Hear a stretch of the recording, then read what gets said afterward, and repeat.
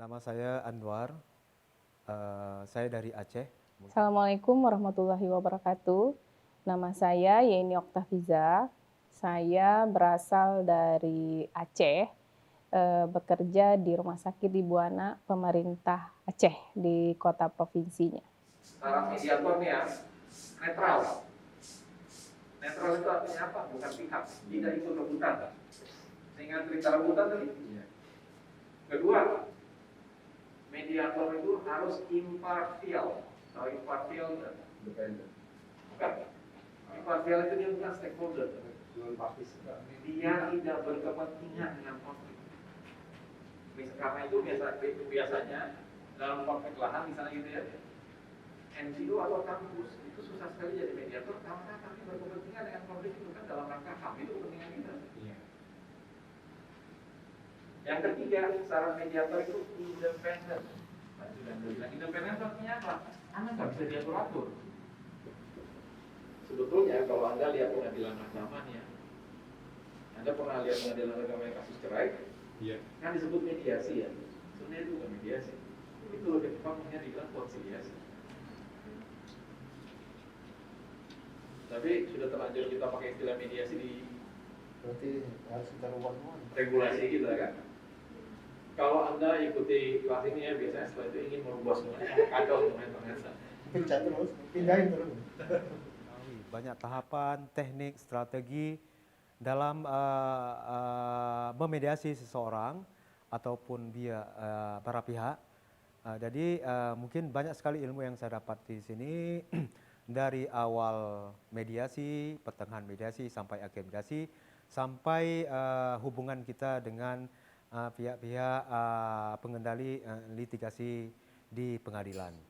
Nah, kami tentu berharap ke depannya ya karena banyak independen mediator itu berkontribusi pada proses apa jadi mediasi pada jenjang apa jadi litigasi. Karena saya sebagai orang yang bekerja di manajemen rumah sakit menghadapi banyak masalah, banyak konflik dan banyak komplain. Apakah itu pasien dengan petugas nakes, antar nakes sendiri, dokter dengan sesama dokter, dan konflik-konflik lainnya termasuk keluarga pasien dengan dokter. Ini semua masuk dalam kategori besar yang namanya penyelesaian konflik non litigasi. Atau kadang-kadang orang menyebutnya juga dengan penyelesaian konflik alternatif. Non litigasi atau alternatif itu Anda semua sudah tahu, maksudnya adalah penyelesaian konflik yang tidak menggunakan jalur hukum. Nah, penyelesaian konflik non litigasi ini ada apa saja? Ada banyak sebetulnya.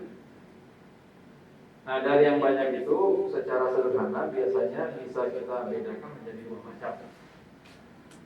Ada penyelesaian konflik non litigasi yang menggunakan pihak ketiga, dan ada penyelesaian yang tidak menggunakan pihak ketiga.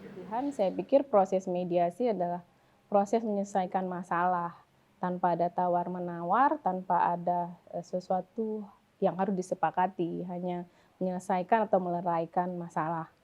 Namun setelah saya mengikuti pelatihan mediator ini, ternyata ada tahap yang harus dilewati sehingga sengketa ataupun permasalahan dapat terselesaikan, dan ada multidisiplin yang harus kita kuasai, terutama misalnya seperti ilmu psikologi, ilmu sosial, ilmu politik, dan sedikit ilmu hukum juga harus kita kuasai ternyata. Ini apa pilihan-pilihan ini yang tadi saya maksudkan dengan ketika Anda berpikir solusi, Anda harus kreatif. Yang mana ya? Nah, selama ini kita hanya berpikir untung rugi, ganti rugi, kita hanya berpikir cost cutting. Sekarang kita tahu kita punya banyak pilihan yang lain. Oke ya. Nah, tapi sekalipun kita bisa punya banyak solusi ini ya, Anda tahu tidak gampang juga.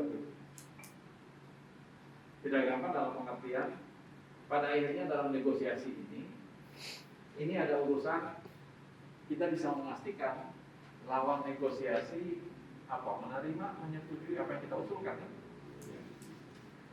Yang Anda lakukan apa kalau kayak gitu? Bagaimana caranya agar orang menerima, orang setuju? Jujur, saya sebagai dokter banyak memediasi orang, terutama terhadap pasien-pasien di IGD. Ya, di sana banyak kasus-kasus mediasi yang kita lakukan langsung kepada pasien. Contoh pada kasus-kasus kecelakaan lalu lintas. Saya sebagai orang yang bekerja di manajemen rumah sakit menghadapi banyak masalah, banyak konflik dan banyak komplain.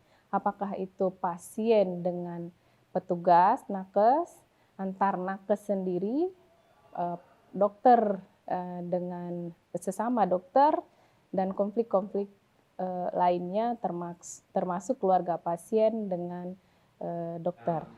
Sebelum Anda mulai negosiasi, ya, Anda ingat-ingat itu solusi, itu take and give, itu bikin daftar tuntutan dan daftar imbalan. Lalu yang terakhir, jangan lupa kalau Anda tidak punya partner, siapkan bottom line Anda apa. Itu dipegang.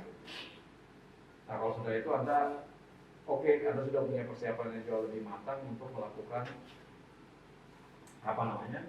untuk melakukan negosiasi.